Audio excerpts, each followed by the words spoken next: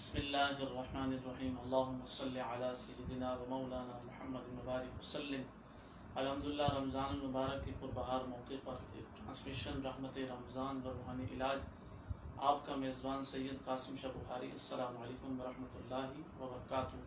ماشاءاللہ، جیسا کہ آپ دیکھتے ہیں ہماری اس ٹرانسمیشن کے جو حصہ ہوتے ہیں معروف مذہبی و روحانی اسکالر، جنہیں آپ مختلف چینل پر سماعت کرتے ہیں، سحر ٹرانسمیشن میں، افطار ٹرانسمیشن میں، مختلف چینل پر آپ انہیں لائیو سماعت کرتے ہیں، اور رات کے ٹائم جو ہماری ٹرانسمیشن کا سلسلہ ہوتا ہے وقتاً فوقتاً ٹائم کے حوالے سے تھوڑا سا آگے پیچھے ہو جاتا ہے، لیکن ہم کوشش پوری کرتے ہیں کہ آپ کی خدمت میں حاضر ہو جائیں۔ آج الحمدللہ 21ویں شب ہے، حضرت علی المرتضیٰ کرم اللہ وجہ الکریم کی یوم شہادت کی شب ہے۔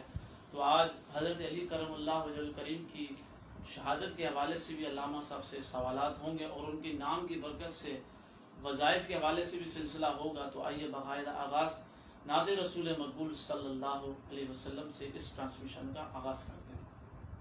اللہم صلی علی سیدنا و مولانا محمد مبارک وسلم، صلاۃ و سلام علیک یا سیدی یا رسول اللہ وعلی آلک و اصحابک یا حبیب اللہ، الصلاۃ والسلام علیک یا نبی اللہ وعلی آلک و اصحابک یا نور اللہ۔ یہ سب تمہارا کرم ہے آقا، کہ بات اب تک بنی ہوئی ہے، کوئی سلیقہ ہے نہ بندگی میری بندگی ہے، یہ سب تمہارا کرم ہے آقا۔ کسی کا احسان کیوں اٹھائے، کسی کو حالات کیوں بتائیں، تم ہی سے مانگے گے تم ہی دو گے، تمہارے در سے ہی لو لگی ہے، یہ سب تمہارا کرم ہے آقا۔ عطا کیا مجھ کو درد الفت، کہاں تھی یہ پرخطا کی قسمت، میں اس کرم کے کہاں تھا قابل، حضور کی بندہ پروری ہے، یہ سب تمہارا کرم ہے آقا۔ بشیر کہیے نذیر کہیے، انہیں سراج منیر کہیے، جو سر بسر ہے کلام ربی، میرے نبی کی وہ زندگی ہے،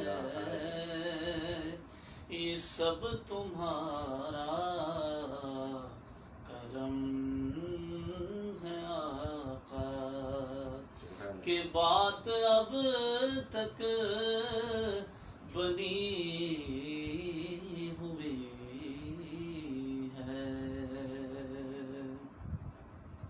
الحمدللہ باقاعدہ آغاز ٹرانسمیشن کا نعت رسول مقبول صلی اللہ علیہ وسلم سے آغاز ہو چکا ہے۔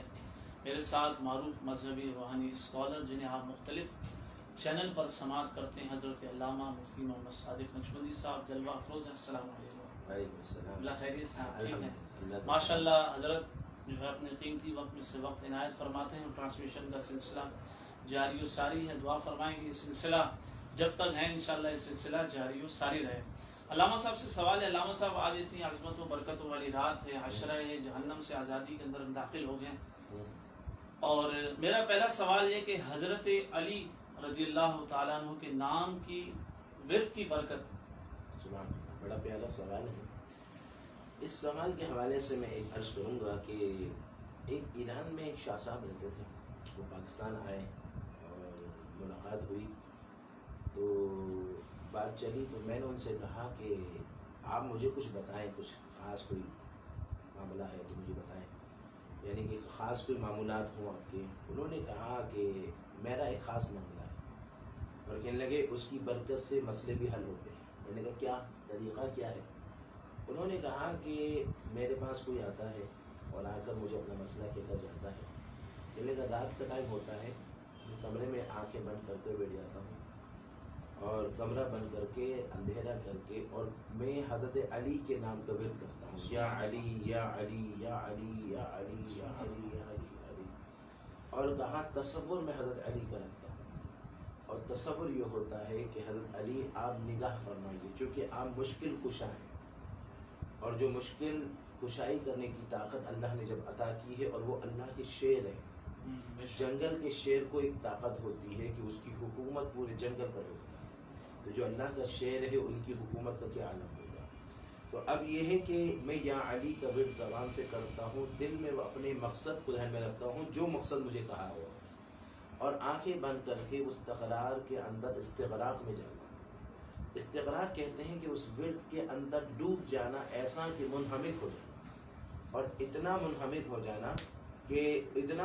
ہو جانا کہ بندہ اس تصور کے اندر جب انہماک میں آتا ہے, تو پھر یہ عالم ہوتا ہے کہ جس بزرگ کے نام کا وہ بندہ ورد کر رہا ہے تو ان کی خاص توجہ بھی شروع ہونے لگ جاتی ہے, اور وہ توجہ بھی شروع ہو جاتی ہے. تو حضرت کہتے ہیں یا علی کا ورد کرتا رہتا ہے جہاں تک کہ قلب پر کیفیات طاری ہوتی, وہ بزرگ وہ کہتے ہیں, اور یہاں تک کہ قلب پر کیفیات طاری ہوتی, دل پر بے قراری ہوتی, آنکھوں میں اشکباری ہوتی, اور مستجاب ہونے کی یقینی ہوتی کہ اب مستجاب ہو گیا اور علی نے سن لیا ہے, اور وہاں سے انہوں نے تصرف کر دیا ہے. جب یہ کیفیات ہو جاتی تو پھر اس کے بعد میں فاتحہ پڑھتا, جو بھی پڑھنا ہوتا فاتحہ پڑھ کر میں حضرت علی کو سارے ثواب کرتا. کہنے لگے اللہ رب ذوالجلال کے کرم سے وہ مسئلہ حل ہو جاتا. سبحان اللہ. تو کہا کہ یہ حضرت علی کے نام کی برکت. کبھی کہا کہ میں نے پوچھا ویسے نارملی آپ تعداد کیا پڑھتے, کہا کبھی 3125 پڑھتا, کبھی بڑا مسئلہ ہوتا تو 12000 پڑھتا, کبھی یہ بھی ہوتا کہ میں پڑھتے ہوئے کوئی تعداد نہیں رکھتا, بس آنکھیں بند کر کے مستی میں ڈوب جاتا اور پڑھتا رہتا, اور پڑھتے ایک وقت آتا کہ اب ہوتا کہ وہ, تو اس طرح وہ میں کیا کرتا تھا. تو الحمدللہ مسئلے حل ہوتے کہ نہیں, حضرت علی کی خاص روحانی توجہ.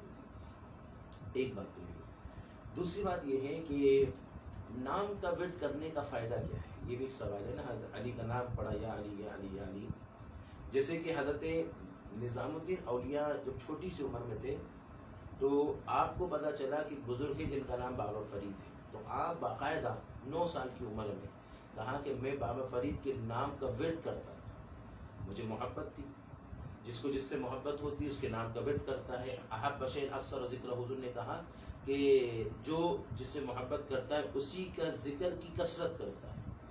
اب معاملہ یہ ہے کہ مجھے جس سے محبت ہوگی میں ان کے نام کی کثرت کروں گا. اب سوال یہ ہے کہ کوئی جس کے نام کی کثرت کر رہا ہے تو ان کو اس نام کی کیا برکت ملے گی یا کیا ہوگا. تو یہاں بھی ایک صوفیہ نے ایک بات فرمائی. صوفیہ کہتے ہیں کہ جس کے نام کو تم پڑھو گے نا, ورد کرو گے, تو نام والے کے دل میں تمہارے لیے محبت پیدا ہوگی.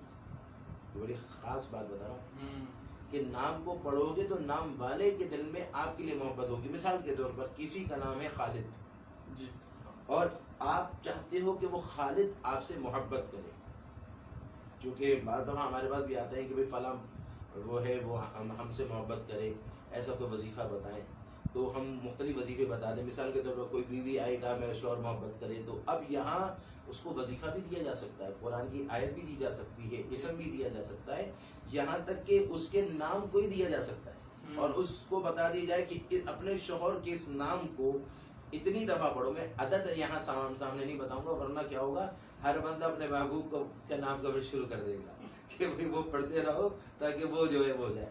تو نام کے ورد کے بارے میں بزرگوں نے کہا کہ اتنا اگر پڑھ لو گے تو وہ محبت کرے گا، اور اگر اس کی تعداد اس تعداد جو میں زبان سے ظاہر نہیں کر رہا، اگر وہ دوسری تعداد تک پڑھ لو تو وہ محبوب آپ کے قدموں میں پہنچے. اسلام کی برکت کا یہ عالم ہوتا ہے. تو اب جب آپ یا علی کی تکرار کرو گے تو یہ علی کی تکرار سے ان کی توجہ ہوگی اور وہ آپ سے محبت کریں گے، اور جب وہ آپ سے محبت کریں گے تو وہ آپ سے جب محبت کریں گے تو وہ محب ہو گئے، آپ محبوب ہو گئے، کیونکہ محبت کرنے والے وہ ہو گئے، اور آپ سے محبت کر رہے ہیں تو آپ محبوب ہو گئے. تو محب محبوب کی حاجت روائی بھی کرتا ہے اگر اس کے پاس اختیار ہو. اور علی کو اللہ نے ولایت کے شہنشاہ بنایا ہے، حضرت علی المرتضیٰ کو.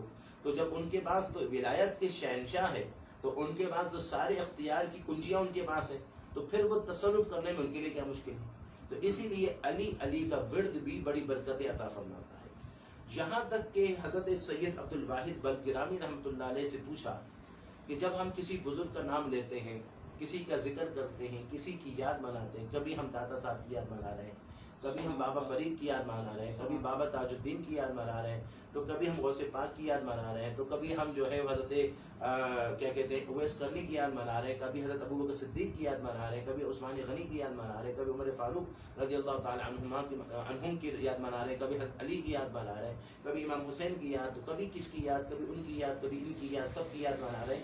ان یاد کو منانے کا، ان کا ذکر کرنے کا کیا فائدہ؟ تو حضرت سید عبد الواحد بلگرامی فرماتے ہیں کہ جب آپ ان کے نام، ان کو کی یاد مناتے ہو، ان کا ذکر کرتے ہو، تو وہ وہاں سے سنتے ہیں اور آپ کے دلوں پر توجہ ڈالتے ہیں، اور وہ جب توجہ ڈالتے ہیں تو آپ کے اندر جو ہے کیفیات ہوتی ہے اور معاملات میں آسانی ہو جاتی ہے. تو اس حوالے سے آپ علی کی یاد منائیں گے، حضرت علی المرتضیٰ رضی اللہ تعالی عنہ کی یاد منائیں گے یا ان کے نام کی ورد کریں گے تو ان کی توجہ بھی ہوگی اور مشکل کشائی بھی ہوگی، حاجت روائی بھی ہوگی اور آسانی ہو جائے گی.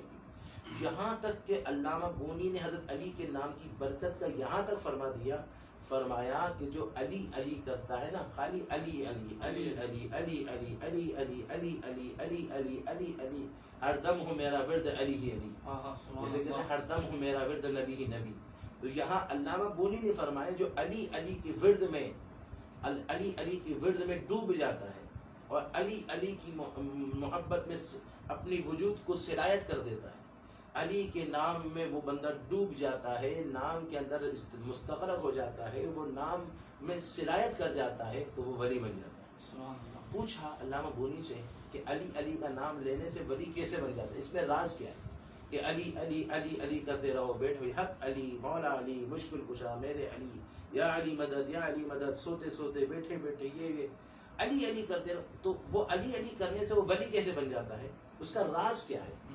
تو علامہ بونی نے اس کا راز بتایا اور فرمایا راز یہ ہے کہ علی الف سے مشتق ہے، اور الف کا معنی ہے بلندی، اور بلندی کے اندر انسان کی بلندی نبوت نہیں ہے، یعنی کہ اس وقت ختم نبوت کے بعد اب کوئی نبی آ ہی نہیں سکتا، اب حضور کی نبوت کے بعد کوئی نبی آ ہی نہیں سکتا، ختم نبوت کے بعد اب کوئی نبی نہیں آ سکتا. تو اب اس صورت میں بلندی رہی ولایت کی، اور یہ بلندی رہی ولایت کی جس بلندی کے بعد تمام بلندیاں پیچھے رہ جاتی ہیں. عالم کی بلندی وہ بھی پیچھے ہے، ولایت کی بلندی اس سے آگے ہے، مال و دولت کی بلندی پیچھے ہے، ولایت کی بلندی اس سے آگے ہے، اگر شہرت کی بلندی پیچھے ہے، ولایت کی بلندی آگے ہے، حکومت کی بلندی پیچھے ہے، ولایت کی بلندی آگے ہے. کیوں؟ وجہ یہ ہے کہ ولایت کا تعلق روح سے ہے اور روح کا تعلق روحانیت سے ہے، اور روح وہ ہے کہ آپ کچھ اور جو بھی ہوگی وہ بلندی سب رہ جائے گی، مگر روح کی جو بلندی ہے وہ تو مرنے کے بعد روح تو باقی رہے گی، اور جب روح باقی رہے گی تو روحانیت باقی رہے گی، روحانیت باقی رہے گی تو ولایت کا تعلق روحانیت سے وہ باقی رہے گی. تو یہ وہ بلندی جو ختم ہونے والی نہیں ہے، یہ ہمیشہ کی بلندی ہے. اور اس بلندی کے علوف علی علوف سے مشتق ہے، جس کا مطلب بلندی، اللہ اس نام کی برکت سے اس کو وہ بلندی ولایت کی دیتا ہے کہ جس بلندی کے بعد پھر اس کے بعد تنزلی نہیں، بلندی بلندی۔ سبحان اللہ۔ تو اس حساب سے حضرت علی کے نام کی بڑی برکت ہی برکت ہے۔ سبحان اللہ، ماشاء اللہ۔ آپ سماعت کر رہے تھے مفتی محمد صادق نقشبندی صاحب، ماشاء اللہ بہت زبردست مولا علی کرم اللہ وجہہ ان کی شان میں بہت زبردست گفتگو فرمائی۔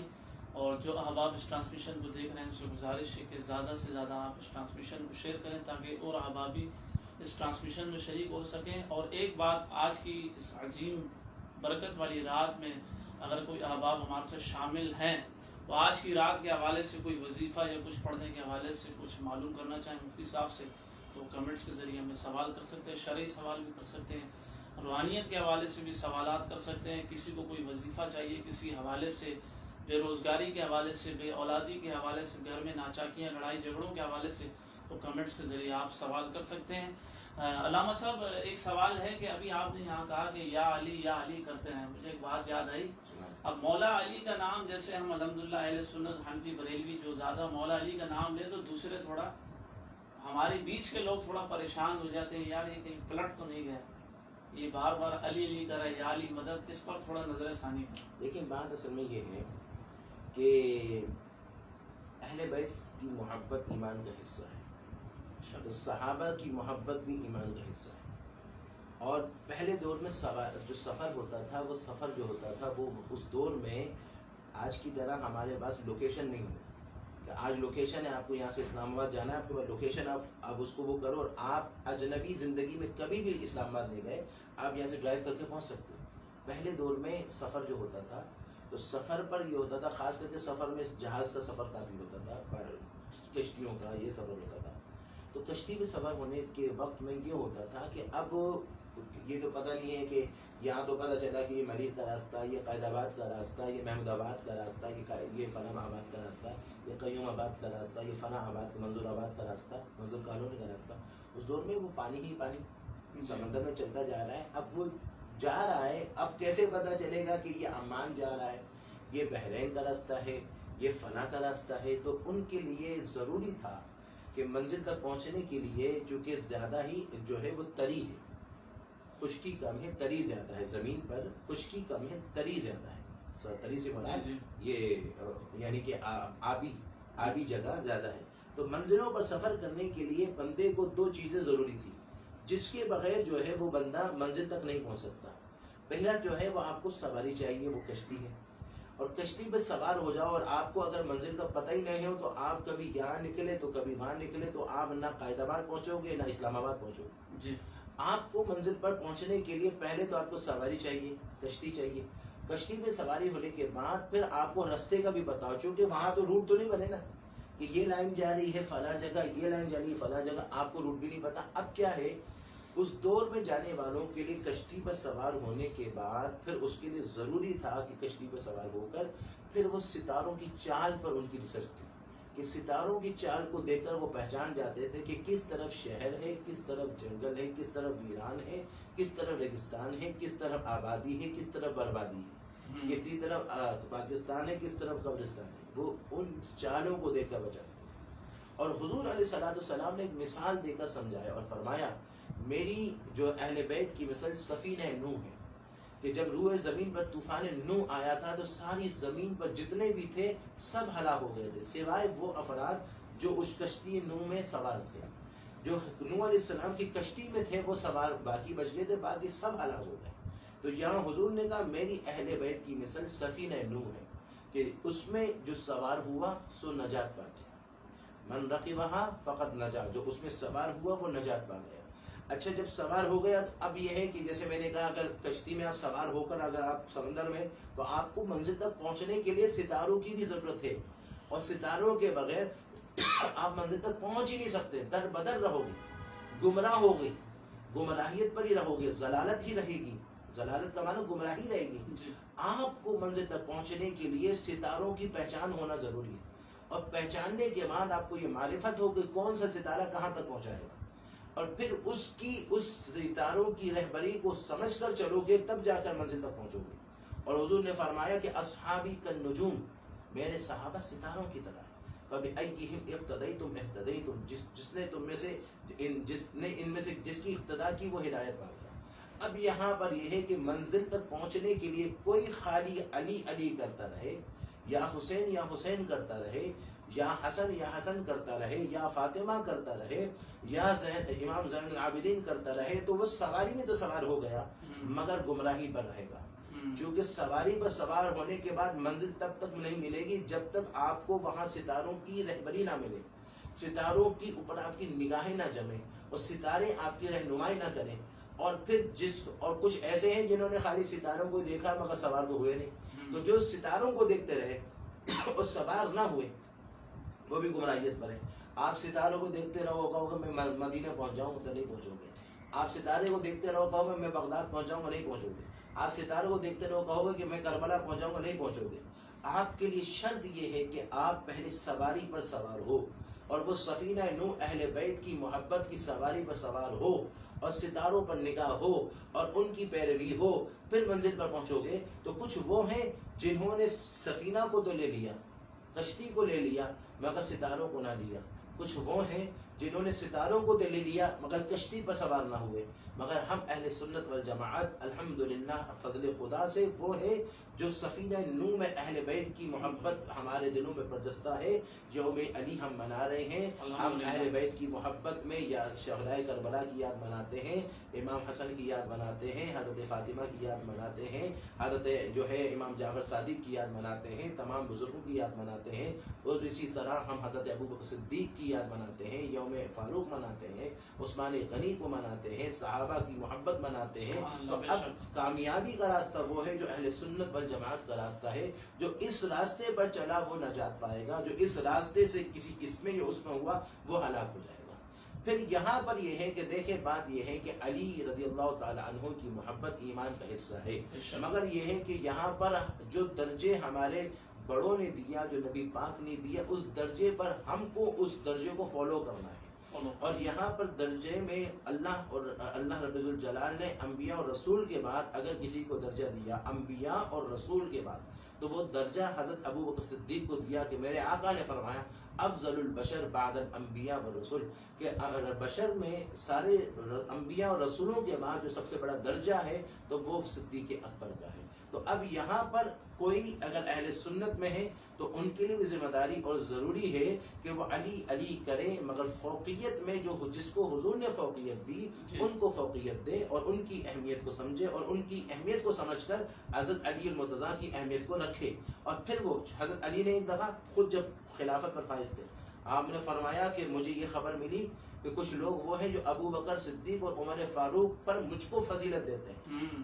میں نے یہ خبر سنی، فرمایا اگر میں نے پہلے حکم نہ دیا ہوتا تو ایسے موقع پر میں وہ بندہ جو یہ بات کرے کہ میں ابو بکر صدیق عمر فاروق پر مجھے جو فضیلت دے تو میں اس کو وہ سزا دیتا جو ایک تہمت والے کو سزا دی جاتی ہے، اس کو 80 کوڑے مارتا۔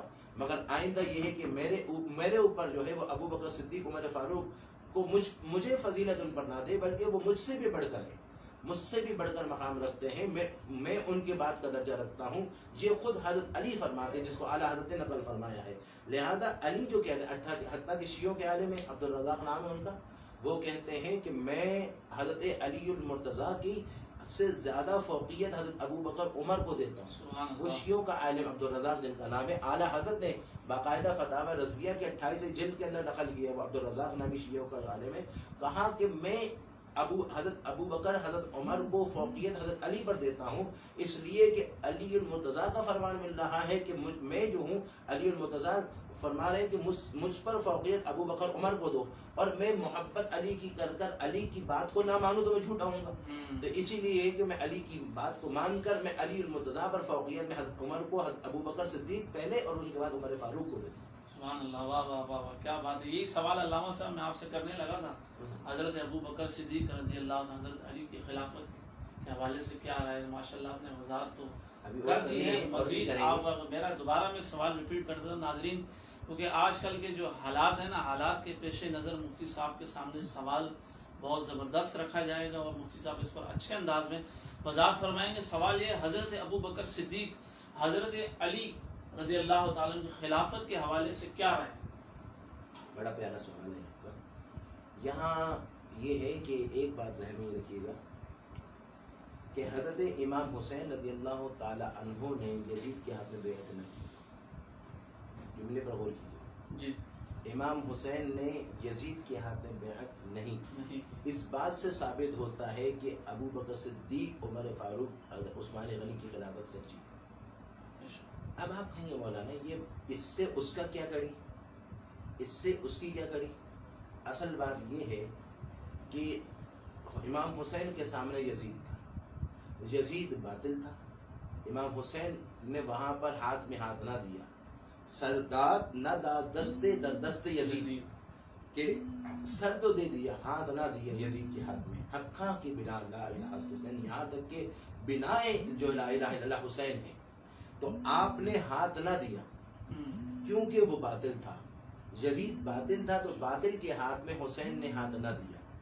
اب باپ حسین کے باپ، خون تو علی کے ہے نا، الولد السر الوالدین، کہ بیٹا باپ کا راز ہوتا ہے، بیٹے میں باپ کے جلوے ہوتے ہیں، برکت والے خون میں برکت ہوتی ہے. اور یہاں بیٹے میں باپ کے جب جلوے ہیں اور بیٹے نے جب باطل کو دیکھا تو ہاتھ نہ دیا، تو اس سے ثابت ہوا کہ علی، ان کے علی جو ہے وہ باپ ہے. تو اگر وہ سامنے، اگر ابو بکر صدیق باطل ہوتے تو پھر یہ سامنے جنگ کے لیے آ جاتے، یہ سامنے عمر فاروق یا عثمان غنی سے جنگ کے لیے آ جاتے. جبکہ آپ نے جنگ نہیں کی، بلکہ آگے کیا کیا وہ میں ابھی اعلی حضرت کے حوالے سے عرض کرتا ہوں. تو اس سے امام حسین کی جو ہے وہ یزید کے ہاتھ میں ہاتھ نہ دینا اس بات کی دلالت ہے کہ عمر فاروق رضی اللہ تعالیٰ عنہ یا حضرت ابو بکر صدیق اور عثمان غنی، ان کی خلافت صحیح ہے. چونکہ صحیح نہ ہوتی تو جو بیٹے کا کردار ہے وہ باپ کا ہوتا. اب یہ ایک بات ہوگی. دوسری بات یہ ہے کہ حضرت علی سے پوچھا، اعلی حضرت سے سوال ہوا کہ حضرت علی سے پوچھا گیا کہ کیا حضور کے دور میں، کیا حضرت علی سے پوچھا کہ کوئی حضور نے کوئی خلافت کے بارے میں کوئی عہد کیا تھا، کوئی فرمایا تھا؟ آپ نے فرمایا نہیں، حضور نے کوئی خلافت کے بارے میں ذکر نہیں فرمایا. اور کہا کہ حضور علیہ السلام کو شہید بھی نہیں ہوئے تھے. ایک ہوتا ہے نا شہید ہوئے فوراً روح پرواز ہو جائے، اور حضور علیہ السلام فوراً آپ کا وصال بھی نہیں ہوتا، آپ کئی دن بیماری کی حالت میں رہے.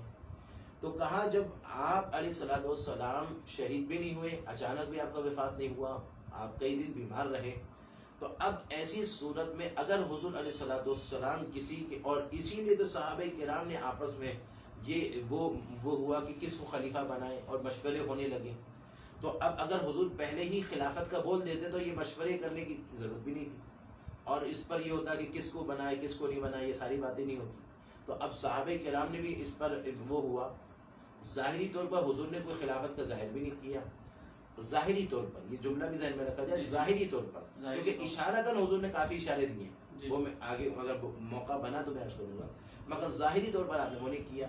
اور فرمایا اگر حضور علیہ السلام کوئی عہد اور خلافت کا ذکر فرماتے تو فرمایا میں ابو بکر صدیق کے ہاتھ میں ہاتھ نہیں دیتا، خود میں ان سے مقابلہ کرتا، یہاں تک کہ میری چادر رہ جاتی خالی اور کوئی ساتھ نہ دیتا، میری چادر رہتی، تنہا ہوتا تب بھی میں ابو بکر صدیق سے جنگ کرتا، میں جنگ کرتا. مگر یہ ہے کہ جب وہاں پر کوئی ایسا کوئی خلافت کا کہا ہی نہیں، اور پھر ہم نے دیکھا کہ حضور علیہ السلام ظاہری طور پر جب بیماری میں تھے تو آپ نے بار بار ابو بکر صدیق کو نماز کے لیے حکم دیا، اور حتیٰ کہ علی کہتے ہیں میں موجود تھا، اور موجود تھا ایک ہوتا ہے ایک دفعہ دیتی ہے اتفاق سے تو کہیں گے چلو ٹھیک ہے، مگر میں موجود ہوتے ہوئے حضور نے بار بار ابو بکر صدیق کو نماز کے لیے کہا، اور کہا بیچ میں حضرت عائشہ نے یہ کہا کہ یا رسول اللہ وہ نماز پڑھانا ان کے لیے بڑی مشکل ہو جائے، تو حضور نے فرمایا کہ یہ تو یوسف علیہ السلام کے عورتوں کی طرح، جو مصر کی عورتیں جو تھی جنہوں نے، حضور نے یہ جملے فرمائے. مگر ابو بکر صدیق رضی اللہ تعالیٰ عنہ کو بار بار نماز کے لیے کہا، اور نماز جب پڑھائی تو کہا حضور نے دیکھا اور پسند فرمایا، اور جب حضور نے دیکھا پسند کیا تو علی کہتے ہیں کہ ہم نے جب غور کیا تو دین کی اصل بنیاد نماز ہے. نماز جو ہے وہ نماز کنجی ہے، نماز جو ہے کلمے کے بعد سب سے بڑا درجہ باقی ارکان اسلام میں نماز ہے. تو جب ہمیں نبی پاک نے ہمارے سامنے ابو بکر صدیق کو ہمارے دین کا امام بنایا تو ہم نے ان کو دنیا کا بھی ان کو امام بنا دیا. حضرت علی کہہ رہے ہیں کہ جب ہمارے دین کا امام بنایا تو ہم نے ابو بکر صدیق کو اپنا دنیا کا بھی امام بنا دیا. اس طرح آپ کہنے لگے. اور پھر جب جنگ کا موقع ہوتا کہنے لگے ابو بکر صدیق جو حکم دیتے میں کرتا تھا. کہنے لگے جو حکم دیتا میں کرتا تھا اور اسی کو میں فالو کرتا تھا, اور جس چیز سے منع کرتے میں منع ہوتا تھا. کہ اسی طرح ابو بکر صدیق کے بعد عمر فاروق کا دور آیا, اسی طرح میں چلتا رہا. عثمان غنی کا دور آیا میں چلتا رہا. تو اس سے پتہ چلا کہ لگے اگر یہ نہیں تو میں تو حضرت علی کہتے میں خود جنگ کرتا اکیلے, کہ میری خالی چادر لے جاتی, کوئی بھی نہیں ہوتا میں وہ کرتا. مگر یہ ہے کہ جب یہاں حضور کسی کو خواہش کر دیتے, حضرت علی کو ہی کہہ دیتے کہ تمہیں میں خلافت دیتا ہوں, تو کہنے میں کسی کو کھڑے نہیں ہونے دیتا. مگر یہ کہ جب حضور نے جب دین کا امام بنایا تو ہم نے دنیا کا بھی سربراہ اس کو بنا دیا. اور پھر یہاں ایک اور بات آتی ہے کہ علی کون ہے؟ یہ جنگل کے شیر نہیں, یہ اللہ کے شیر ہے. اسد اللہ الغالب, اللہ کے شیر ہے اور غلبہ رکھنے والے. وہ ہے کہ جب جنگ کے لیے نکلتے تھے تو آواز آتی تھی کہ لا سیف الا بالسیف, کہ کوئی تلوار نہیں سوائے علی کی تلوار کی. اور کہا کہ لا فتح الا علی, کوئی جوان نہیں سوائے علی کی. یعنی آپ کی تلوار آپ کی شجاعت کا یہ علم تھا, آپ شیر خدا ہے. اور یہاں یہ کہیں کہ علی المرتضیٰ سے خلافت ابو بکر صدیق نے چھینی, معاذ اللہ عمر فاروق نے چھینی, تو یہ علی پر اعتراض ہے کہ علی جنگل کا شیر نہیں, یہ اللہ کا شیر ہے. اور جنگل کے شیر کے سامنے سے کوئی بوٹی نہیں لے جا سکتا, تو اللہ کے شیر کے سامنے سے خلافت کون لے جا سکتا ہے؟ اگر اللہ کا شیر چاہے گا تو ابو بکر صدیق خلافت کریں گے, عمر فاروق خلافت کریں گے, عثمان غنی خلافت کریں گے. سبحان اللہ, سبحان اللہ, ماشاء اللہ, ماشاء اللہ. علامہ صاحب نے بہت زبردست اور کھلے انداز میں ماشاء اللہ جو ہے گفتگو فرمائی. اللہ پاک حضرت کے علم میں عمر میں برکتیں عطا فرمائے. حضرت صاحب آج پر میں ایک دو باتیں عرض کروں. جی, حضرت علی کا وصال ہوا, حضرت ابو بکر صدیق تھے, حضرت عمر فاروق گزرے, پھر حضرت عثمان غنی گئے, پھر مولا علی گئے, امام حسن گئے. اب امام زین العابدین تھے. امام زین العابدین سے کسی نے کہا ابو بکر صدیق عمر فاروق کے بارے میں آپ کیا کہتے ہیں؟ امام زین العابدین آگے کے مرکز کی شخصیت رکھنے والے امام زین العابدین, امام حسین کے بیٹے, اور ساری آگے کی رہنمائی کرنے والے امام زین العابدین تھے. اب آپ سے کہا ابو بکر صدیق عمر فاروق کے میں آپ کیا کہتے ہیں؟ تو گھر کا بھید گھر والوں کو جتنا جانتا ہے باہر والا نہیں جانتا. جی, آپ سے جب یہ کہا تو اگر غلط ہوتے معاذ اللہ, اگر ابو بکر صدیق اور عمر فاروق غلط ہوتے تو حضرت امام زین العابدین ان کے بارے میں کچھ نہ کچھ الٹا کہتے. مگر آپ نے کہا, پوچھنے والے نے کہا کہ حضرت ابو بکر صدیق عمر فاروق کے بارے میں آپ کیا فرماتے ہیں؟ تو آپ نے فرمایا کہ وہ کہاں ہیں, ان کی آرام گاہ کہاں ہے؟ کہا پہلو مصطفیٰ میں. کہا یہی تو ان کا مقام ہے. سبحان اللہ, کہنا یہی تو ان کا مقام ہے کہ پہلو مصطفیٰ میں ہے. تو اتنا بڑا وہ ہے.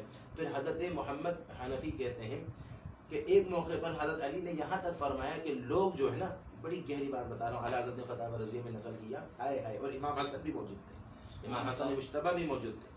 فرمایا کہ پوچھا کہ سب سے بڑا مقام کس کا ہے؟ تو آپ نے فرمایا انبیاء کے بعد سب سے بڑا مقام ابو بکر کا ہے. ان کے بعد کس کا ہے؟ فرمایا عمر کا ہے. پھر کہا کہ امام حسن کہتے ہیں حضرت علی سے پوچھا تو آپ نے کہا کہ عمر رضی اللہ تعالیٰ عنہ کا ہے.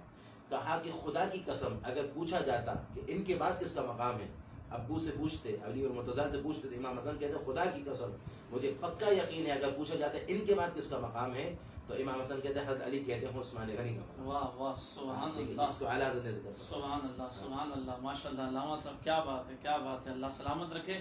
جو ناظرین ٹرانسمیشن دیکھ رہے ہیں, جو حصہ بن چکے ہیں, ان سے گزارش ہے وہ کمنٹس کے ذریعے ہم سے سوالات کر سکتے ہیں. آج کے دن کی نسبت سے مولا علی کرم اللہ وجہ الکریم کی شہادت کے حوالے سے اگر کوئی سوالات کرنا چاہیں تو کر سکتے ہیں.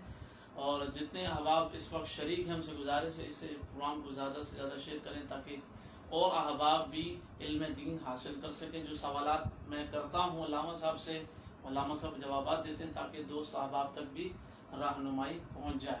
علامہ صاحب اگلا سوال ہے کہ حضرت علی کی شہادت کیسے ہوئی؟ آج کے دن کی نسبت سے سوال ہے, ذرا اس پر وضاحت کریں. اصل میں ایک بات یہ ہے کہ جو ہو چکا جو ہوگا حضور جانتے ہیں. بے شک. اور اگر کوئی یہ کہے کہ حضور کو اللہ نے علم غیب نہیں دیا, تو اس حوالے سے جو میں بات عرض کر رہا ہوں اس سے بھی حضور کا علم غیب ثابت ہوتا ہے. کس طرح کہ کل کیا ہوگا وہ ہم اور آپ کو نہیں پتا. جی, کل پروگرام ہوگا نہیں ہوگا, جی, ہمارے یہاں تو 3 دن کے بعد آج 14 دن ہو گئے, جی, یہ نہیں پتا. تو مگر حضور نے فرمایا کہ 2 شخص بڑے بدبخت.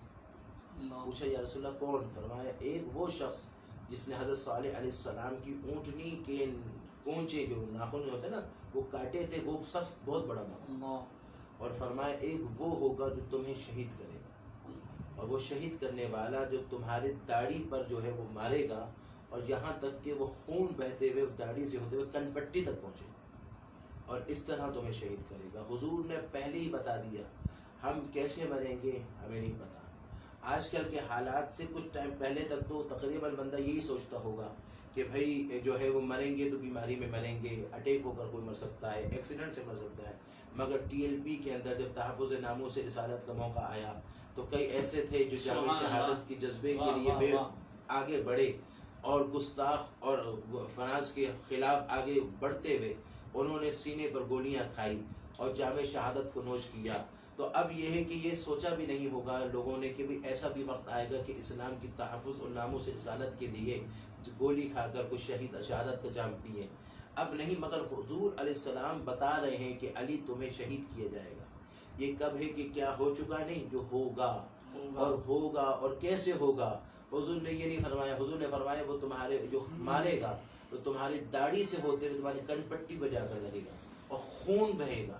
حضور جو ہوگا وہ بھی جانتے ہیں، تو جو ہوگا وہ فیوچر ہے، اور جو فیوچر ہے وہ ہم سے پوشیدہ ہے، اور جو اس وقت ہونے والا ہے وہ ہم سے غیب ہے، اور غیب کے بارے میں جب حضور بتا رہے اور ویسا ہی ہوا، اور جب ویسا ہی ہوا تو یہ غیب نہیں تو کیا ہے۔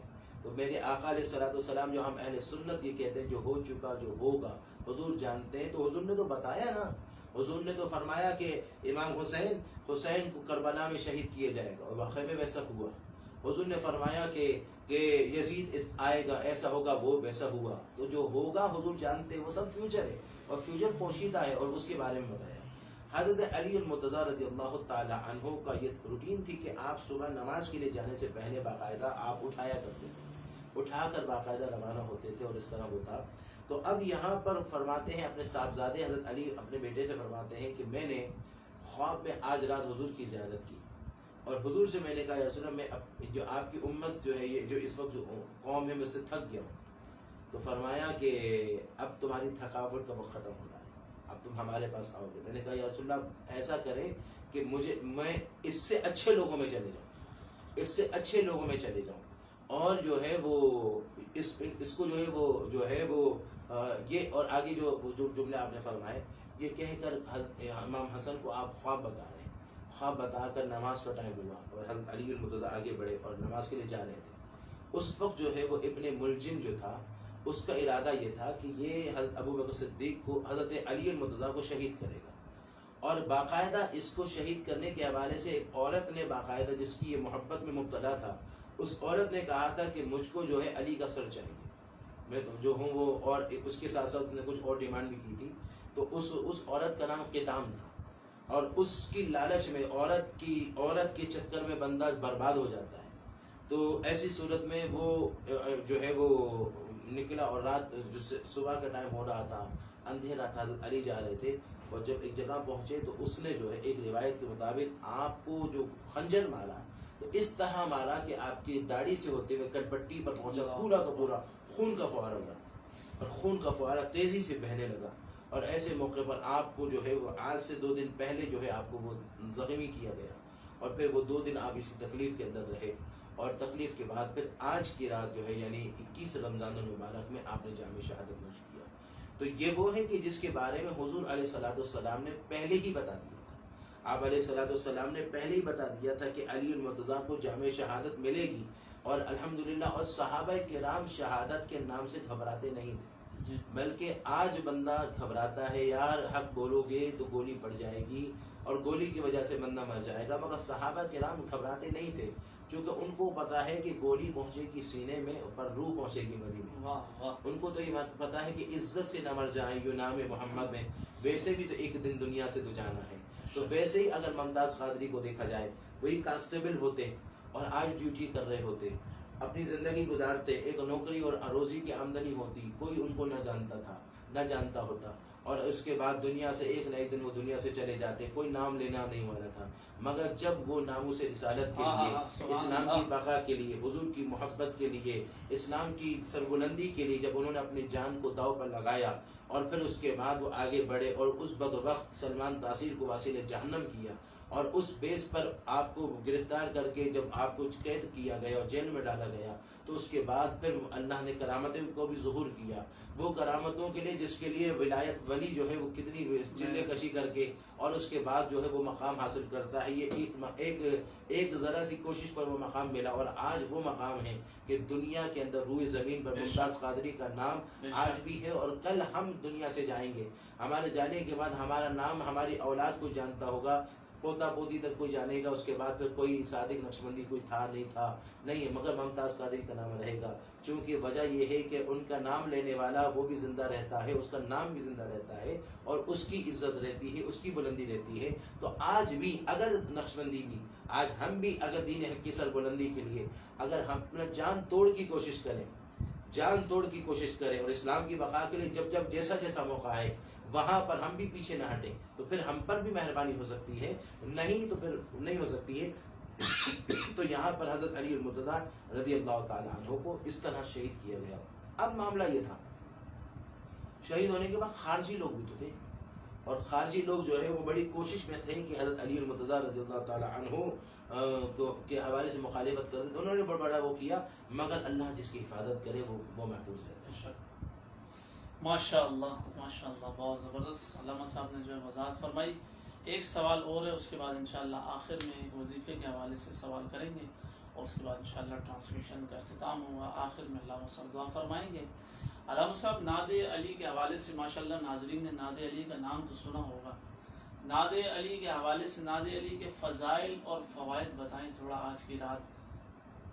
اصل میں نعت علی بہت برکت والی دعا ہے بے شک, اور یہ وظیفہ ہے. اور حضرت غوث گوالیہ رحمۃ اللہ علیہ نے جواہر خمسہ میں لکھا کہ ایک غزوے کے اندر جو ہے وہ مقابلہ کرنا بڑا مشکل ہو گیا اور ایسے موقع پر باقاعدہ یہ حکم آیا کہ یہ پڑھا جائے, نعت علیہ مظہر العجائب تجد عونا لک فی النوائب کل ہم وغم سینجلی بعظمتک یا اللہ وبنبوتک یا رسول اللہ وبولایتک یا علی یا علی, کہ باقاعدہ حکم دیا گیا کہ یہ ورد کیا جائے. اس کو علامہ حضرت غوث گوالیہ رحمۃ اللہ علیہ نے جواہر خمسہ میں نقل فرمایا کہ نعت علی غزوے کے موقع پر, حضور کے غزوے کے موقع پر باقاعدہ کہا کہ اس کو پڑھا جائے اور باقاعدہ پھر یہ پڑھا گیا. تو اب سوچئے کہ دور مصطفیٰ ہو اور پکارا علی کو جائے, اس سے کتنی برکتیں ملتی ہیں. اور یہ نہ سمجھا جائے کہ اس میں حضور کا درجے سے علی کا درجہ بڑھ گیا. یہ ہے کہ فیض بھی علی کو ہے تو مصطفیٰ کی درجے سے, اس لیے کہ حضور فرماتے کہ انا مدینۃ العلم وعلی بابها, کہ میں علم کا شہر ہوں, علی اس کے دروازہ ہے. تو سارا منبع فیض جو ہے وہ در مصطفیٰ سے مل رہا ہے اور وہ در مصطفیٰ سے آگے بڑھ رہا ہے اور حضرت علی کو بھی مصطفیٰ کے دربار سے فیض مل رہا ہے. اب یہ نعت علی کے بے شمار فضائل ہیں.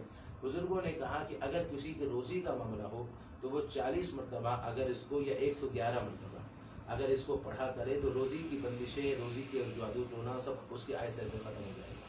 اگر اسی کی طرح اگر میاں بیوی میں اگر لڑائی رہتی ہو تو اس صورت میں اگر یہی نعت علی کو 40 مرتبہ اگر پانی میں پڑھے, اس تصور کے ساتھ کہ میاں بیوی میں آپس میں محبت ہو, فرما برداری ہو, تعلق میں آسانیاں ہو, اگر وہ پڑھ کر 40 مرتبہ پڑھ کر دم کرے تو وہ اس کی برکت سے پانی میں دم کر پئیں گے تو محبتیں ہوں گی. اچھا, کوئی اگر تنگ کرتا ہو تو اس صورت میں اگر نعت علی کو اگر قبرستان کی مٹی پر دم کر کے اگر وہ قبرستان میں ڈال دی جائے تو وہ تنگ کرنے والا جو ہے وہ پیچھے ہٹ جائے گا. یعنی بعض لوگ ہوتے ہیں جو پریشان کرتے ہیں, سازشیں کرتے ہیں, یہ کرتے ہیں. اسی طرح کا کوئی جادو ٹونا کرتا ہے تو یہی نعت علی 111 دفعہ اس نیت سے پڑھا جائے کہ وہ جادو ٹونا کرنے والا وہ عمل بند ہو جائے, وہ جادو ٹونا کرنے سے گریز کرے, پیچھے ہٹ جائے تو وہ اسے گریز کرے گا. اگر اسی طرح کا کسی کو کوئی بیماری ہو تو اس بیماری کا تصور کر کے 40 مرتبہ یا 111 مرتبہ اگر پڑھ کر وہ پانی میں دم کر کے وہ پیے تو اس کی بیماری ختم ہو جائے گی. حتیٰ کہ بزرگوں, اسی طرح اگر جنات کا مسئلہ ہے, جنات کی حاضری ہو رہی ہے تو یہی نعت علی پڑھ کر دم کیا جائے تو وہ جنات کی حاضری ختم ہوگی. اگر کوئی چاہتا ہے معاشرے میں اس کی عزت ہو, کہ اس کو لوگ عزت سے دیکھیں, عزت اس کی ملے اور مخالفتیں نہ ہوں, تو یہی نعت علی 40 مرتبہ اپنے ورد میں رکھے تو اللہ اس کو عزت دے گا. کوئی چاہتا ہے اس کا رشتہ اچھی جگہ ہو جائے تو نعت علی کو اگر جو ہے وہ 40 مرتبہ یا 111 دفعہ اگر اپنے ورد میں رکھے تو اللہ تعالیٰ اس کے برکت سے اس کا رشتہ ادا بنائے گا. اور بعض بزرگوں نے کہا کہ پہلے نعت علی پڑھنے سے پہلے اپنا جو مقصد ہو, پہلے 2 رکعت نفل پڑھیں اور 2 رکعت نفل پڑھ کر پھر اس کا ثواب حضرت علی کو پیش کریں. اس کے بعد پھر یہ نعت علی کو 111 دفعہ پڑھے. کوئی مقدمے کا مسئلہ ہے تو مقدمے میں جانے کے لیے یہ پڑھ کر پھر مقدمے میں جائے تو اللہ تعالیٰ اس کے مقدمے میں کامیاب کرے گا. اچھا اسی طرح جو ہے شادی خیریت سے ہو جائے, دیکھیں رشتہ ہوا ہے باقی, تو وہ اسی کو اگر 40 دفعہ زیادہ مسئلہ ہے تو اسے 11 دفعہ پڑھے اور وہ کرے, تو اس طرح وہ ہوگا. کسی مسئلے میں بندہ پھنسا ہوا ہے, جیسے قرضدار قرضہ نہیں دے رہا, تو یہ نعت علی 111 دفعہ پڑھ کر نمک میں دم کرے اور نمک کو جلائے تو قرضدار قرضہ دینا شروع کرے گا. وہ پروسیجر ہوتا ہے, مگر ایسے نہیں کہ آج ہی دے دے گا. اچھا مکان نہیں بک رہا ہے تو یہی نعت علی 111 دفعہ پڑھ کر دعا کرے اور اپنے کو دم کرے تو مکان کے لیے آسانی ہو جائے گی. یعنی ہر مقصد کے لیے نعت علی کو رکھے, اللہ تعالیٰ آسانی. سبحان اللہ, ماشاء اللہ. ناظرین آپ نے سنا نعت علی کے کتنے فوائد ہیں, کتنے فضائل ہیں ماشاء اللہ. جو احباب سنیں اور اس پر لازمی جو ہے عمل کریں اور اپنی خاص دعاؤں میں ہمیں بھی یاد رکھیں. ایک سوال ہے, علامہ صاحب برے خواب دیکھ کر اٹھیں تو کیا وظیفہ پڑھنا چاہیے؟ بعض احباب ہیں نا جو نوجوان ہیں, برے خواب دیکھتے ہیں, خواتین بچے گھبرائے جاتے ہیں, اس حوالے سے ذرا وضاحت فرمائیں. اصل میں برے خواب دیکھنے کی مختلف وجوہات ہوتی ہیں. ایک وجہ ہوتی ہے برا خواب پیٹ کی خرابی کی وجہ سے. اچھا جس طرح خواب میں بعض لوگ فون کر کے پوچھتے ہیں کہ خواب میں سانپ کو دیکھنا, تو خواب میں سانپ کو دیکھنا ایک اس کی علامت دشمن کی بھی ہوتی ہے, تو دشمن ہے, دشمن حاوی ہو رہا ہے جو بھی ہے. بعض دفعہ مرچی زیادہ مسالہ دار کھانے کی وجہ سے بھی خواب میں سانپ دیکھتا ہے. اب وہ جو اس نے جو کڑھائی کھائی تھی دبا کر اور اس کے بعد رات کو سوئے اور خواب دیکھا, اب اس نے کہا کوئی دشمن پیچھے پڑا ہوا ہے اور وہ سامنے ڈس لیا تو کہ دشمن حاوی ہو گیا. تو اب اس صورت میں یہ ہے کہ پہلے وہ دیکھیں اس نے کڑھائی کھائی تھی کہ خالی جو ہے نا فینی اور اس نے وہ کھایا تھا, کیا لیا تھا.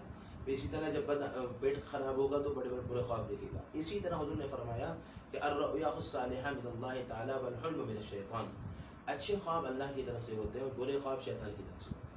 اب یہ ہے کہ اچھا اسی طرح جو ہے نا خواب کے حوالے سے یہ ہوتا ہے کہ بعض دفعہ خواب کی مختلف حالت ہوتی ہے. بعض دفعہ خواب جو ہے نا وہ شیطان آپ کو خواہ ٹینشن دیتا ہے جبکہ اس کی تعبیر سے تعلق نہیں ہوتا. وہ ایسے خواب الجھانے والا, کیونکہ شیطان کے بارے میں آتا ہے کہ وسوسے بھی آپ کو دے کر الجھنوں میں ڈالے گا, آپ کو دماغی طور پر خیالات عجیب عجیب آئیں گے, آپ الجھنوں میں آؤ گے, وسوسہ ہوگا. اسی طرح خواب میں شیطان اسے الٹا الٹا دکھا کر بھی وسوسوں میں ڈال دیتا ہے, تو اس کی تعبیر سے تعلق نہیں ہوتا. اور دوسرا ایک ہوتا ہے آپ کے اپنے خیالات کا, جو آپ کے تحت شعور کے اندر کچھ باتیں دماغ کی کچھ نچلے درجے پر بیٹھی ہوئی ہوتی ہیں, اور جب سوتے ہو تو وہی تحت شعور کی وہ چیزیں خواب کی صورت میں آتی ہیں اور وہ سمجھتا ہے کہ یہ کوئی اشارہ ہے, جب کوئی اشارہ نہیں ہوتا اس کی تعبیر سے تعلق بھی نہیں ہوتا. اور کچھ وہ ہوتی ہیں جو باقاعدہ وہ خواب ہوتے ہیں جس کے تعلق ہوتا ہے, جس میں باقاعدہ بعض دفعہ بشارت کا خواب ہوتا ہے جس میں آپ کو بشارت دی جاتی ہے, بعض دفعہ تنبیہ کی جاتی ہے, خواب میں آپ کو کسی بارے میں متوجہ کی جاتا ہے کہ اس سے بچو. بعض دفعہ آپ کو جو ہے وہ خواب میں آپ کو بتایا جاتا ہے, وہ باقاعدہ اس کی بھی تعبیر ہوتی ہے. پھر تعبیر کی بھی مختلف حالت ہوتی ہے. عالم خواب دیکھے تو اس کی تعبیر الگ ہوگی, جاہل دیکھے گا اس کی تعبیر الگ ہے, عورت دیکھے اس کی تعبیر الگ ہے, مرد دیکھے اس کی تعبیر الگ ہے, گرمیوں میں دیکھے تو اس کی تعبیر الگ ہے, سردیوں میں دیکھے اس کی تعبیر الگ ہے, رات کو دیکھے, رات کو اگر رات کو کوئی بتائے تو اس کی تعبیر الگ ہے, دن میں بتائے تو اس کی تعبیر الگ ہے. تو اب یہ ہے کہ یہ معبر کے اندر وہ صلاحیت ہوتی ہے کہ وہ وہاں تعبیر کی سچویشن کو دیکھ کر پھر وہ بتاتا ہے. اس طرح ہمارے یہاں جو بھی بیٹھ کر ادھر ادھر کی باتیں شروع کرتے ہیں ویسا نہیں کرنا چاہیے, وہ تعبیر کی سچویشن کو دیکھ کر اس حساب سے تعبیر بتانا چاہیے. اب رات کو سویا اور خواب میں کوئی برا خواب دیکھا تو پہلے تو اٹھے تو حدیث شریف میں آتا ہے کہ وہ الٹی طرف, الٹے ہاتھ کی طرف ایک دفعہ اعوذ باللہ من الشیطان الرجیم پڑھ کر 3 دفعہ تھوکے اور 3 دفعہ پھونکے. ایسا نہیں کہ آپ تھوک رہے ہو اور بیوی کی آنکھ کھل جائے, جس کی بیگم ہے آنکھ کھل جائے, اس کو کیا پھونک رہا ہے, کیا پھونک رہا ہے کہ ویسے تو موقع ملا ابھی پڑھائیاں کر رہا ہے. یہ بیگم کو اگر خواب میں ایسا اس نے کیا تو یہ شوہر کہیں گے یہ کیا کر رہا ہے, تو وہ خیر یہ تو مزاحن میں نے کہا. 3 دفعہ تھوکے 3 دفعہ پھونکے. اب وہ اپنے کروٹ کو چینج کر لیں اور دل میں کہیں کہ اللہ میں نے اللہ تیری پناہ مانگ لی, اعوذ باللہ پڑھ کر میں اللہ کی پناہ میں آ گیا, شیطانی مردود سے بچتے ہوئے میں اللہ کی پناہ میں آ گیا. اس کے ساتھ ساتھ میں نے اپنی حالت کو جو ظاہر کی حالت چینج کر دی, اب تیرے ہاتھ میں ہے تو میرے برے خواب کو اچھا حالت میں چینج کر. اس طرح کر کے جو بندہ برے خواب سے سو جائے تو انشاءاللہ اللہ تعالیٰ برے خواب سے اس کو محفوظ رکھے گا. اچھا بعض علامہ صاحب ایک بات اور ایڈ کرتا ہوں کہ جو کہتے ہیں کہ غیر عالم کے سامنے کوئی تعبیر, اگر جیسے آپ کسی کو خواب بتا رہے ہیں نیوٹرل بندے کو, اگر وہ کہہ دے کہ جی کوئی اگر اس کی تعبیر اپنی طرف سے کوئی الفاظ کہہ دے تو بات ہو جاتی ہے ایسا نہیں ہوتی؟ اصل میں یہ ہے کہ یہاں پر بزرگ فرماتے ہیں کہ جو زبان سے خواب سننے کے بعد جو زبان سے لفظ کہو گے وہ اس کی تعبیر بن جاتی ہے. تعبیر بن اسی لیے آپ یا تو عالم سے کہو یا پھر محبت کرنے والے سے کہو، کیونکہ محبت کرنے والا اچھے جملے بولے گا تو وہ بھی اچھی علامت بنے گی، اور عالم جو ہوگا وہ اس کے مطابق جو فیصلہ کرے گا اور اچھا بتائے گا۔ جیسے کہتا ہے ایک شخص نے خواب میں دیکھا کہ اس کے بیٹے نے پورے اپنے علاقے کے پورے تالاب کا پانی پی لیا۔ اب یہ خواب دیکھا کہ بیٹے نے پورے تالاب کا پانی پی لیا، تو اب ایسی صورت میں وہ اس دور میں عالم آرام سے نہیں ملتے تھے، مسئلے پوچھنے کے لیے سفر کرنا پڑتا تھا، دور دور تک جانا ہوتا تھا، 10 دن 15 دن ایک مسئلے کی سمجھنے کے لیے پہنچے تھے۔ آج تو آرام سے مل گیا، مگر اب آرام سے مل گیا تو ذوق ہی نہیں ہے علم کی طرف، قدر نہیں ہے۔ ہاں وہی ذوق نہیں ہے، اور پھر وہ قدر نہیں ہے، قدر نہیں تو ذوق نہیں ہے، اور قدر ہوتی تو ذوق ہوتا، ذوق ہوتا تو قدر بڑھتی۔ تو اب یہاں پر جاتے جاتے رستے میں وہ جا رہا مکے شریف کے امام سے پوچھنے کے لیے، تو جاتے جاتے مکے شریف کے امام سے پوچھنے کے لیے، تو اس صورت میں رستے میں جگہ ٹھہرا، تو وہ پوچھنے والے نے جس کا ٹھہرا اس نے کہا، اس نے بتایا کہ میرے بیٹے نے ایسا خواب دیکھا، میں تعبیر پوچھنے کے لیے وہاں جا رہا ہوں۔ تو کہا کہ بتایا خواب، کہا اچھا، اس نے تو اگر سارا پانی پی تو پیٹ پڑ گیا ہوگا، اس نے جملہ تھا۔ اب یہ سفر کرتے کرتے پہنچے مکے شریف، اور وہاں کے حرم کے امام کو بتایا، تو حرم کے امام نے کہا یہ خواب کسی کو بتایا تھا؟ کہنے لگے ہاں۔ کہنے اس نے کیا کہا؟ اس نے کہا کہ اگر سارا پانی پی لیا تو اس کا پیٹ پڑ گیا ہوگا۔ کہنے لگے اگر یہ نہیں بتاتے اور وہ بندہ یہ جملہ نہیں کہتا تو پانی کا پینا یہ علم ہے، علم، ہاں، تو اس کا مطلب ہوتا ہے سارا تالاب کا پانی پی لے، تو اس کا مطلب یہ ہے کہ وہ اپنے شہر کا سب سے بڑا عالم ہوتا۔ واہ واہ واہ۔ مگر مسئلہ یہ ہے کہ تم نے جو یہ جملہ اس سنایا اور اس نے جو جواب میں کہا، تو اس کا مطلب جاؤ گھر پہنچو، اس کی میت تیار ہو چکی ہے، اس کا پیٹ پھٹ چکا ہو۔ اب وہ سفر کر کے جب پہنچا تو واقعی میں اس کا پیٹ پھٹ چکا تھا۔ اسی لیے خواب ہر ایک کو نہ بتایا جائے، عالم کو بتایا جائے۔ اور دوسری بات یہ کہ عالم کو بتانے کے ساتھ ساتھ یا تو پھر جس سے جو سمجھتا ہے، جیسے ماں باپ ہیں یا ایسے جو محبت کرتے ہیں، احساس کرتے ہیں، اور ان کو یہ بات بھی بتائی جائے کہ وہ جملے بھی سنبھل کر بولیں تاکہ ویسی تعبیر نہ بنے۔ اللہ اکبر، ماشاءاللہ، بہت خوبصورت علامہ صاحب جو ہے ہر سوال کے اوپر وضاحت فرما رہے تھے، بہت اچھے اور احسن انداز میں جواب دے رہے تھے۔ جزاک اللہ، میں شکریہ ادا کرتا ہوں آپ کا کہ ماشاءاللہ آپ قیمتی وقت میں سے وقت عنایت فرماتے ہیں۔ آپ دیکھ رہے ہیں پروگرام رحمت رمضان و روحانی علاج۔ انشاءاللہ پھر زندگی رہی انشاءاللہ آپ کی خدمت میں حاضر ہوں گے۔ جو احباب اس ٹرانسمیشن کو دیکھیں ان سے گزارش ہے زیادہ سے زیادہ شیئر کریں، کمنٹس کریں، لائک کریں۔ کوئی شرعی سوال ہو تو کمنٹس کے ذریعے ہمیں سوال کر سکتے ہیں، روحانی حوالے سے کوئی سوال ہو، کوئی پریشانی ہو، آپ کو کوئی مسئلہ ہو تو آپ سوال کر سکتے ہیں۔ انشاءاللہ مفتی صاحب کے سامنے سوال پیش کریں گے اور کوشش کریں گے کہ آپ کا جواب دے سکیں۔ آپ کا میزبان سید قاسم شاہ بخاری کو دیجیے اجازت۔ السلام علیکم ورحمۃ اللہ وبرکاتہ۔ علامہ صاحب دعا فرمائیں۔ اللهم صل على سيدنا محمد النبي الطاهر المطهر وعلى آله وسلم۔ پیارے اللہ، ہم نے جو پڑھا، جو کچھ بھی محفل ہوئی، اس کو قبول فرما۔ کوئی کمی رہ گئی ہو تو پیارے اللہ معاف فرما، اور ہم سب کو دین حق کی سربلندی کے لیے بھرپور کوشش کرنے کی توفیق عطا فرما۔ اور جو آج پڑھا، جو ہم نے پڑھا، اس سب کا ثواب حضرت بارگاہ علی میں پیش کر قبول فرما۔ حضرت علی المرتضیٰ کی خاص روحانی توجہ عطا فرما۔ اے اللہ، حضرت علی کے صدقے ہمارے لیے سلوک کی روحانیت کی منزل کو اے اللہ ہمارے لیے آسان فرما۔ 5 وقت نماز با جماعت للہیت خلوص کے ساتھ، خشوع کے ساتھ ادا کرنے کی توفیق عطا فرما۔ جو بیمار ہیں پیارے اللہ تمام بیماروں کو شفا عطا فرما۔ میرے مرشد سائیں حسین شاہ کمبل والے کو صحتیابی عطا فرما۔ اے اللہ گستاخ رسول کو سزا عطا فرما۔ اے اللہ اور جو عاشق رسول ہے علامہ سعد رضوی صاحب کی اللہ حفاظت فرما۔ علامہ خادم حسین صاحب کی مزار شریف و بے شمار انوار و تجلیات کو نور فرما۔ اے اللہ ہمارے ماں باپ کو سلامت فرما۔ اے اللہ ہمیں اپنے ماں باپ کی صحیح خدمت کرنے کی توفیق عطا فرما۔ اللہ جب موت آئے تو اللہ کلمہ شریف ایمان والی وہاں کی بشارت کے ساتھ اللہ سرخرو والی اللہ میں موت عطا فرما، اور تیرے علاوہ اللہ کسی کا محتاج نہ بنا۔ صلی اللہ تعالی علی خیر خلق محمد و بارک وسلم برحمتک یا ارحم الراحمین۔